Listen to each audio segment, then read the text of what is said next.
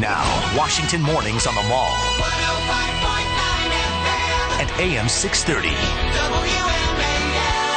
WMAL. 8:37 on WMAL. Brian Wilson, Brian Neiman on the phone line. Our good friend, Bret Baier, the host of Special Report with Bret Baier on your Fox News channel. Bret, how are you? Good morning.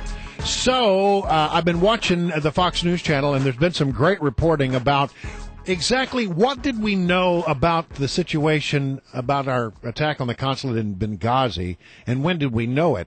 I mean, the administration was out 5 days after, still making the case, 6 days after, still making the case that this was somehow related to the protests surrounding this video that everybody hated over there. But it begins to look now as if the intelligence community had a much earlier sense that this was nothing to do with the video and a lot to do with a pre-planned, premeditated attack. Yeah, we had a couple sources telling us that within 24 hours, the intelligence community knew it was a terrorist attack.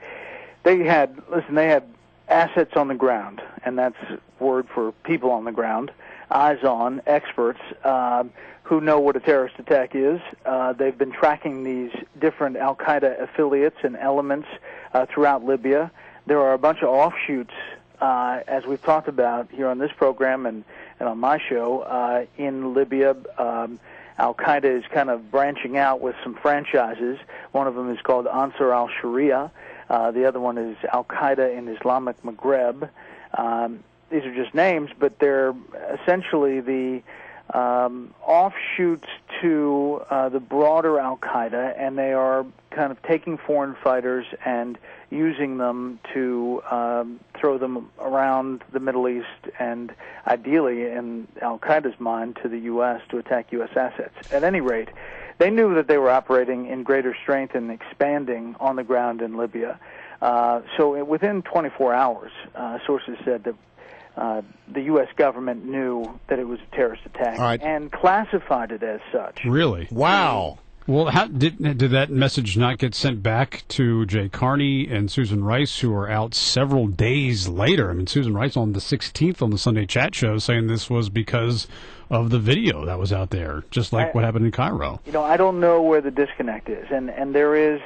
There are lawmakers who say that the CIA director, David Petraeus, was up behind closed doors talking about the video, a couple of days later.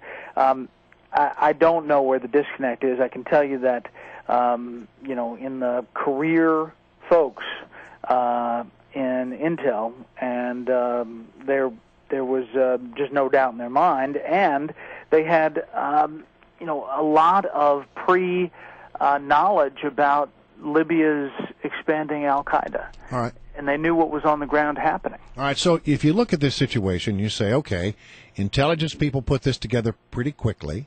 They had good intelligence. They seemed to know what was going on. Yet, you have several days later, they're still telling a different story and trying to connect it to this video. There's only two possibilities. Either there was a disconnect between the intelligence that they gathered and funneling it up the chain to the people who needed to talk about this publicly, or there was an active attempt to mislead the American people on this issue. Yeah. I mean, that's about the only two conclusions you can come to. Those are the only two. I mean, you have other operations that were ongoing. I mean, the only other thing is that I could see that they were trying to hold off and not talk about something that was happening covertly. You had a lot of people, New York Times had a great piece yesterday about that annex. You had the consulate building that was attacked, but the annex building was a half mile away. Those were where the two Navy SEALs were killed. Mm-hmm. A lot of people kind of mix it all together. But this annex was housing a whole bunch of U.S. personnel, many of them CIA. When the U.S. ordered everybody out, the Libyans reported that some 60, 70 people showed up at the airport. They said, "Who are all these people?"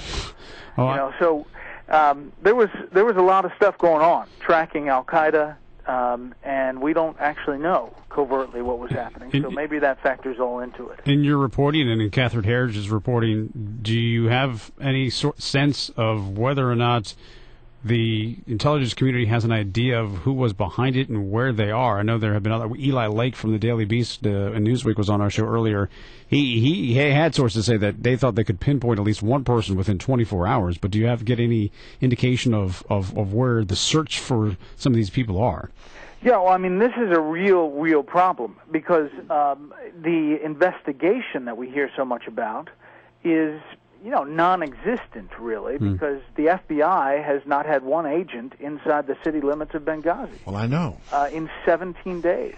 They're operating out of Tripoli, which, by the way, last night evacuated the embassy because of security concerns. That surprises me. I mean, the United States of America cannot go in and protect a small compound in Benghazi to the point where our FBI can conduct an investigation. I mean, that doesn't speak. Question, Brian, why is a U.S. ambassador on the ground in Benghazi with limited security a local security pocket? But I mean, you would think that by now the great and mighty United States could protect an area the size of a square block, at least enough for the FBI to come in and conduct an investigation. What's going on with that? Well, that shows you the extent of the threat, perhaps, from Al-Qaeda and other affiliates there. And now we're getting breaking news this morning that there was an attack on a prison in Iraq, in Tikrit. Yeah. And apparently, I know the BBC is reporting that at least 90 inmates have been freed, and some of them big-time Al-Qaeda members. Right. We're just getting all of this stuff in, and I guess 12 dead.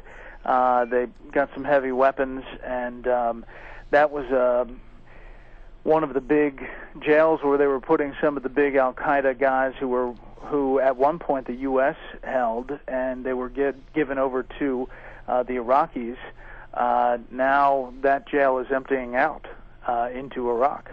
No, it's amazing. I mean, we focus so much on the economy, and obviously it's still a huge story and still a big part of this debate and this election, but national security has certainly taken over for the time being, at least the next couple of days. It seems, yeah. Yeah. Bret Baier, thank you so much for joining us. Always a pleasure. Okay, guys. All right.